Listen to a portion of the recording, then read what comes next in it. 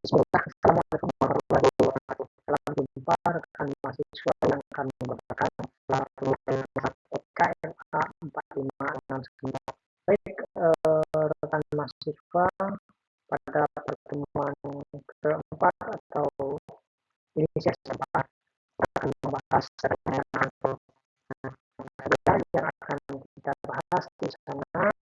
Silakan rekan mahasiswa buka modul 4 yang terdapat pada MUT atau ruang data virtual perpustakaan digital Universitas Terbuka. Rekan mahasiswa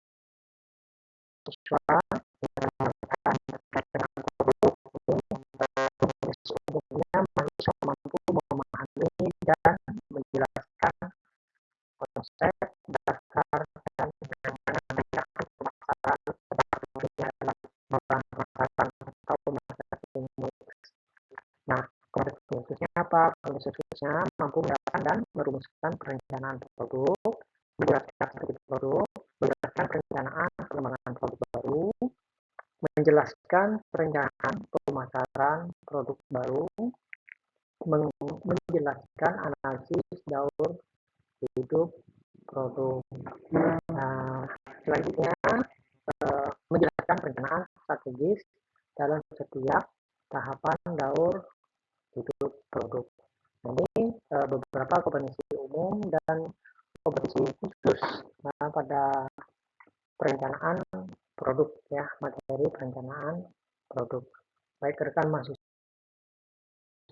yang kami banggakan, sumber belajar utama kita ada di modul 4 ya, perencanaan pemasaran, dan tambahan silakan rekan-rekan mahasiswa cari referensi yang relevan dengan materi yang akan kita bahas pada tuton kali ini. Baik rekan mahasiswa, produk itu sangat penting untuk mencapai sasaran pemasaran. Nah, itu konsep dasarnya.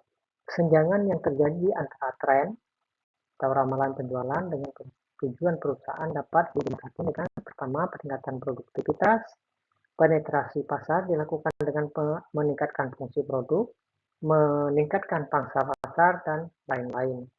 Terus pengembangan produk baru, pengembangan pasar baru, contohnya kelompok pengguna baru, memasuki segmen pasar baru, ekspansi geografis, kombinasi produk dan pasar baru. Nah ini ya tujuan dia dapat dijembatin. Ini jembatannya ya. Penerapan strategi baru, contoh akuisisi, lisensi waralaba, joint venture. Nah ini ya rekan-rekan mahasiswa, strategi produk dibedakan menjadi strategi reaktif dan proaktif. Nah yang reaktif itu berkaitan dengan tekanan dari luar yang memaksa organisasi melakukan aksi. Nah ini reaktif. Jadi perusahaan akan reaktif apabila ada tekanan dari luar. Terus strategi proaktif. Nah ini secara eksplisit mengalokasikan sumber daya untuk mengidentifikasi dan menangkap kesempatan serta mengantisipasi kejadian yang tidak menguntungkan. Jadi antisipasi kejadian yang tidak menguntungkan ini meskipun kejadian itu belum ada, tetapi sudah diantisipasi dengan menangkap kesempatan untuk mengantisipasi. Nah ini mengalokasikan sumber daya. Jadi sumber daya ini penting untuk dialokasikan. Oke, baik rekan mahasiswa, ini tahapan pengembangan produk. Pertama ada audit pasar, yang kedua analisis SWOT. Nah ini tahapannya ya.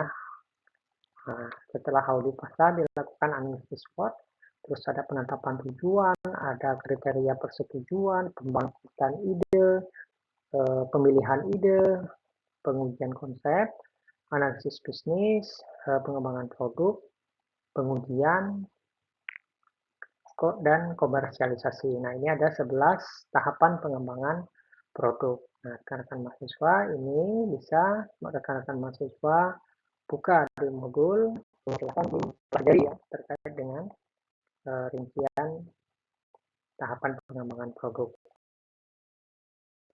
Nah, selanjutnya apa? Selanjutnya langkah-langkah proses desain produk. Seperti apa langkahnya? Mengidentifikasi kesempatan, kemudian memproses desain produk untuk memanfaatkan kesempatan tersebut. Nah, setelah kesempatan teridentifikasi, desain, kita lakukan desain produk untuk memanfaatkan kesempatan tersebut. Nah, melakukan desain, melakukan pengujian program pemasarannya. Setelah dilakukan program pemasarannya, diluncurkanlah produk dan penelusuran produk baru. Jadi dalam beberapa produk adalah daur hidup produk. Nah, daur hidup produk ini penting ya. Ada empat sampai ke penurunan dari perkenalan, apa ya? Perkenalan, ada ada empat ya. Terakhir itu ada penurunan. Daur hidup itulah ada proses desain produk. Baik, soal yang kami banggakan dalam melakukan perencanaan pemasaran produk baru perlu diperhatikan kemudian pasar produk sebelum menentukan produk dalam skala baru. Nah, perlu diperhatikannya pengujian pasar produk ini penting. Menguji unsur periklanan dan fisik produk. Kemudian tes. Jadi kita lakukan pretest juga. Jadi tidak langsung serta-merta kita lakukan peluncuran skala produk. Jadi kekurangan yang muncul diumpan balikan ke tahapan desain. Nah, jadi setelah kita lakukan pengujian, kita lakukan evaluasi dari periklanan dan fisik produk, ternyata ada kekurangan. Nah, dari hasil pengujian kita evaluasi ternyata ada kekurangan. Lalu kita lakukan umpan balik atau feedback ke tahapan desain. Berarti ada sesuatu yang harus kita perbaiki di sana. Rekan mahasiswa, ini adalah konten yang tentang produk. Langkah terakhir apa? Langkah terakhir itu yaitu produknya untuk diuji di dalam tes pasar. Nah, jika produk sukses di tes pasar, dia bisa dimasukkan ke pasar. Jika tidak, ya harus dikembalikan ke tahap desain. Ini yang kita sampaikan tadi. Lakukan pretest, dilakukan umpan balik ke desain. Sama, kita tes lagi. Setelah layak, kita luncurkan secara penuh di pasar. Tetapi jika belum layak, kita lakukan desain ulang. Baik rekan mahasiswa, semua produk itu mempunyai daur hidup. Nah, konsep daur hidup produk berguna untuk memprediksikan pola penjualan di masa yang akan datang. Nah, ini kita bicara perencanaan jangka panjang. Jadi jangka panjang ya yang kita bahas. Nah, jadi daur hidup produk ini penting. Jadi setiap produk memiliki daur hidup. Jadi Anda dapat memiliki strategi apa yang harus diterapkan sesuai dengan posisi produk dalam daur hidup produknya. Karenanya terlebih dahulu Anda harus menetapkan posisi produk Anda dalam daur hidup. Jelas. Jadi memposisikan produk dilakukan dengan memperhitungkan perkiraan penjualan. Nah, laba, margin, pangsa pasar, dan harga produk dalam setiap tahapan daur hidup produk. Nah, ini produk kita posisikan dalam daur hidup produk. Jadi ada perhitungan-perhitungan perkiraan penjualan, laba, margin, pangsa pasar, dan harga produk di setiap tahapan. Jadi tahapan perkenalan sampai tahapan penurunan itu punya beda-beda ya. Nah, ini siklus hidup produk, life cycle. PLC adalah perjalanan penjualan dari suatu produk dalam masa hidupnya. Siklus hidup produk merupakan suatu konsep penting yang memberikan pemahaman tentang dinamika kompetitif suatu produk. Nah, ini dinamika memiliki suatu produk terdapat dalam siklus hidup produk. Produk memiliki umur yang terbatas, jelas ya. Penjualan produk melalui berbagai tahap yang berbeda. Jadi masing-masing memberikan tantangan, peluang, dan masalah yang berbeda bagi penjual. Semakin banyak produk yang dijual dari jenis produk yang berbeda, ini akan memberikan banyak tantangan, peluang, dan masalah oleh bagi penjual. Jadi tentu ini sudah diketahui sejak awal oleh penjual. Ini makanya daur hidup produk itu penting untuk diketahui. Jadi laba naik dan turun pada berbagai tahap siklus hidup produk. Produk memerlukan strategi pemasaran, keuangan, manufaktur, pembelian, dan sumber daya manusia yang berbeda dalam tiap tahap siklus produk. Nah, tiap tahapnya, bukan satu kesatuan itu, tapi setiap tahap siklus hidup produk itu memiliki strategi yang berbeda-beda. Inilah suatu produk yang dikatakan memiliki siklus hidup. Jadi ada empat bagian. Ya, empat bagian yang mendasari siklus hidup produk. Siklus hidup terdiri dari 5 tahap. Nah, ini ada 5 tahap. Siklus itu pengembangan, penemuan dan pengembangan produksi. Jadi ada tahap perkenalan, yang kedua production, yang selanjutnya pertumbuhan, ya, ada penemuan, pengembangan, pertumbuhan.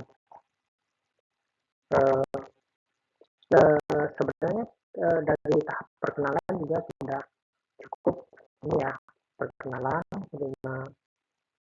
Kalau suatu produk yang baru kita perkenalkan, terus kita lakukan pertumbuhan, dan kita pantau lagi dalam tahap kedewasaan, yang selanjutnya itu 5 tahap siklus. Itu diagram siklus hidup produk seperti yang digambarkan pada diagram berikut. Nah, ini ya, penjualan dan laba, penjualan, pengembangan, produksi, ya, perkenalan, pertumbuhan, dewasa, dan menurun. Labanya ya di dewasa. Pada saat perkenalan masih di bawah karena belum kenal. Setelah itu pertumbuhan, semakin bertumbuh produknya, dewasa, labanya semakin meningkat, dan akhirnya nah ini siklus, diagram siklus ya hidup produk. Rekan mahasiswa yang kami banggakan, ini ada model BCG. Nah, ini tingkat pertumbuhan pasar terhadap pangsa pasar relatif. Nah, itu ada persentasenya dan ada beberapa kali. Nah, ini model-modelnya yang akan kita bahas. Yang pertama bintang atau star. Yang selanjutnya ada cash cow. Selanjutnya ada underdog. Jadi ada 4 model BCG. Yang selanjutnya ada question mark. Nah, ini ada 4 model BCG. Selanjutnya rekan mahasiswa, karakteristik itu penjualan, biaya, laba, pelanggan, pesaing, terus perkenalan. Nah, terhadap penjualan pada tahap perkenalan itu penjualannya rendah, untuk pada saat perkenalan biaya tinggi per pelanggan jelas karena belum ada pemasukan. Terus pada saat perkenalan bagaimana labanya masih minus. Nah, bagaimana pelanggannya masih mencari, masih inovasi. Nah, terus bagaimana pesaingnya masih sedikit karena produk baru perkenalan. Nah, ini pertumbuhan. Terkait dengan pertumbuhan, bagaimana pertumbuhan pada saat tahap pertumbuhan, bagaimana penjualan, dan seterusnya. Nah, akhirnya saat tahap penurunan, di siklus penurunan, itu bagaimana pesaing jumlahnya menurun, labanya juga menurun. Nah, ini karakteristik siklus hidup produk. Nah, ini tujuan pemasaran. Jadi tujuan pemasaran pada saat perkenalan, di tahap perkenalan ini menciptakan kesadaran dan keinginan mencoba produk. Dan pada tahap pertumbuhan ini memaksimalkan pangsa pasar. Nah, pada saat pertumbuhan inilah kunci menuju kesuksesan suatu produk. Ya, dikenal, setelah dikenal, dia harus bertumbuh. Nah, setelah bertumbuh, pada saat kedewasaan ini memaksimalkan laba. Sudah bicara tentang laba. Jadi mempertahankan pangsa pasar, mendapatkan loyalitas pelanggan, dan retensi pelanggan di sini. Nah, tetapi setelah masuk tahap penurunan, siklus berikutnya ini mengurangi pengeluaran. Ya, jadi mengurangi pengeluaran sudah di tahap penurunan. Baik, ini tujuan pemasaran. Rekan mahasiswa yang kami banggakan terkait dengan strategi. Nah, ini strategi pada saat perkenalan, di tahap perkenalan, tahap pertumbuhan, tahap perasaan, tahap penurunan juga bagaimana dengan begitu juga pada saat kedewasaan. Nah, bagaimana produk ada di sertifikasi model, harga sama atau lebih baik dari pesaing karena sudah mapan, posisi ini sudah mapan. Dan distribusinya bagaimana? Distribusi buat lebih banyak, distribusi intensif karena memang sudah memiliki jaringan yang luas, sudah pemasarannya sudah optimal. Nah, ini saat sampai ke penurunan. Nah, ini semua strategi dicantumkan pada tabel berikut. Baik rekan mahasiswa, strategi itu juga ya membahas tentang pengiklanan dan promosi penjualan. Di sana ada pengiklanan, di sana ada promosi penjualan. Bagaimana pada saat tahap perkenalan, bagaimana saat tahap pertumbuhan, kedewasaan, dan penurunan. Nah, ini beda-beda mekanisme pengiklanannya atau metode pengiklanannya berbeda, metode promosi penjualannya berbeda. Jadi pada saat pertumbuhan seperti ini, promosi penjualan kurangi untuk mengambil keuntungan dari besarnya peminatan konsumen. Ya. Terus, tetapi kalau sudah masuk tahap kedewasaan, tingkatkan untuk mendorong peralihan merek. Nah, beda karena sudah mapan tadi. Nah, ini ya strateginya. Ada beberapa strategi tadi. Baik, rekan mahasiswa, jadi strategi yang dapat diterapkan dalam tahapan perkenalan adalah strategi harga skimming dan strategi harga penetrasi. Pada tahapan pertumbuhan strategi, yang tepat adalah membangun kesadaran merek, pengembangan produk, mencari produk baru, pengurangan biaya, promosi, dan penurunan harga.